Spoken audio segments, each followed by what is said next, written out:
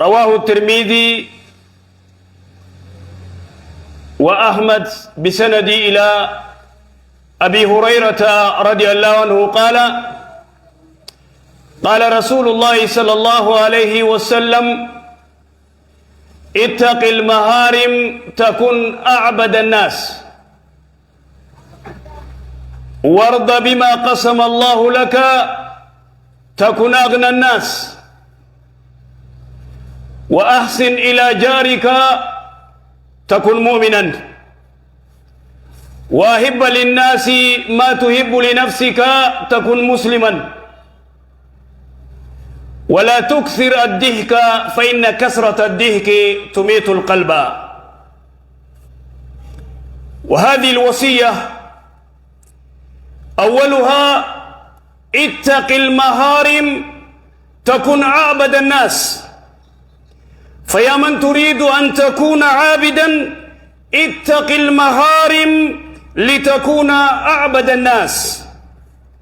عندما تكون أعبد الناس فإنك تكون أفضل الناس وتنجو في الدنيا والآخرة. فليس أعبد الناس من يكثر الصلاة أو الصدقة أو الصيام أو الحج والعمرة، أو يعلم الناس خيرا ويدعو إلى الله ويأمر بالمعروف وينهى عن المنكر، ويحب في الله ويبغض في الله، ويعمل أعمال الخير، هذا لا شك أنه عابد. لكن أعبد الناس من يتقي محارم الله، أي لا يقع في شيء من محارم. ولهذا قال الله عز وجل عن الصلاة: إن الصلاة تنهى عن الفحشاء والمنكر. والوصية الثاني: وارض بما قسم الله لك تكن أغنى الناس. قال الله عز وجل: نحن قسمنا بينهم معيشتهم في الحياة الدنيا. أخرج إسماعيلي في المعجم بسند إلى عبد الله بن مسعود قال رسول الله صلى الله عليه وسلم: إن الله قسم بينكم أخلاقكم. إن الله سبحانه وتعالى قسم بينكم أخلاقكم كما قسم بينكم أرزاقكم. وإن الله يعطي الدنيا من يحب ومن لا يحب، ولا يعطي الإيمان إلا من يحب. اليقين بأن الرزق والآجال بيد الله وحده، والاعتقاد بأن الرزق والآجال بيد الله وحده جزء من الإيمان بالقضاء والقدر. فالإيمان بالقدر أن يؤمن الإنسان أن كل شيء في هذا الكون قد قدره الله عز وجل، فلا يقع غير ما قدره. قال عبادة بن صامت رضي الله عنه لابنه: يا بني، إنك لن تجد طعم حقيقة الإيمان حتى تعلم ما أصابك لم يكن ليخطئك، وما أخطأك لم يكن ليصيبك. ما عند الله لا يطلب إلا بطاعته.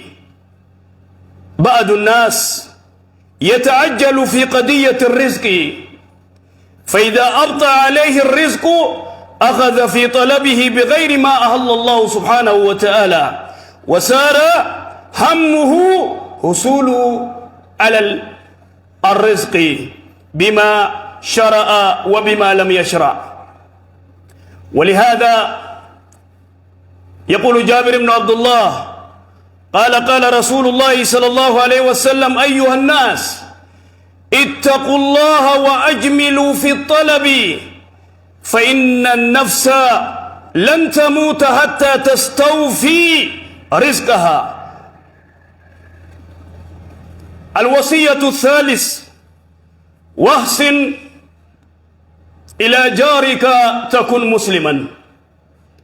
يقول الله سبحانه وتعالى: واعبدوا الله ولا تشركوا به شيئا وبالوالدين إحسانا وبذي القربى واليتامى والمساكين وجار القربى وجار الجنب. تكف بوائقك عن جارك ولا تعزي بالقول ولا بالفعل، ولا يؤذيه أبناؤك ولا أهلك ولا من كان صلة بينك، صلة بك ولا من كان صلة بك. وفي الحديث الذي أخرجه البخاري ومسلم بسند إلى أبي هريرة رضي الله عنه قال: من كان يؤمن بالله واليوم الآخر فلا يؤذي جاره. وفي رواية المسلم: ومن كان يؤمن بالله واليوم الآخر فليحسن إلى جاره. نعم، أذية الجار تنقص الإيمان. وفي الحديث الذي أخرجه البخاري ومسلم وإمام أحمد بسند أيضا إلى أبي هريرة رضي الله عنه قال: والله لا يؤمن والله لا يؤمن والله لا يؤمن. قيل: من يا رسول الله؟ قال: الذي لا يأمن جاره بوائقه. وفي رواية إمام أحمد زيادة: قالوا يا رسول الله وما بوائقه؟ قال: شره. وفي رواية المسلم: لا يدخل الجنة من لا يأمن جاره بوائقه. الوصية الرابعة: وأحب للناس ما تحب لنفسك تكن مسلما. من علامات الإيمان كما بين النبي صلى الله عليه وسلم في هذه الوصية الجامعة المانعة أن يحب المسلم للناس ما يحب لنفسه ويكره لهم ما يكره لنفسه. أن من خصال الإيمان أن يحب لأخيه المسلم ما يحب لنفسه من الخير. رواه مسلم بسند إلى أنس بن مالك رضي الله عنه عن النبي صلى الله عليه وسلم قال: لا يؤمن أحدكم حتى يحب لأخيه ما يحب لنفسه. وفي رواية النسائي والحديث صحيح زيادة يعني من الخير أن محبة الإنسان لأخيه المسلم ما يحب لنفسه شعبة من شعب الإيمان، وعلامة على أنه مؤمن كامل الإيمان. إذا أحب لأخيه ما يحب لنفسه كان دليلا على أنه برئ من الكبر والحسد والحقد والغل والغش. الوصية الخامسة: ولا تكثر الضحك فإن كثرة الضحك تميت القلب. ليست القضية أيها الإخوة في الضحك، كثرة الضحك تميت القلب، فإن الضحك من الله عز وجل وأنه هو أضحك وأبكى. فقد حذر النبي صلى الله عليه وسلم من كثرة الضحك بقوله صلى الله عليه وسلم: إياكم وكثرة الضحك فإنه يميت القلب ويذهب بنور الوجه. رواه إمام أحمد وغيره وصححه الألباني رحمه الله.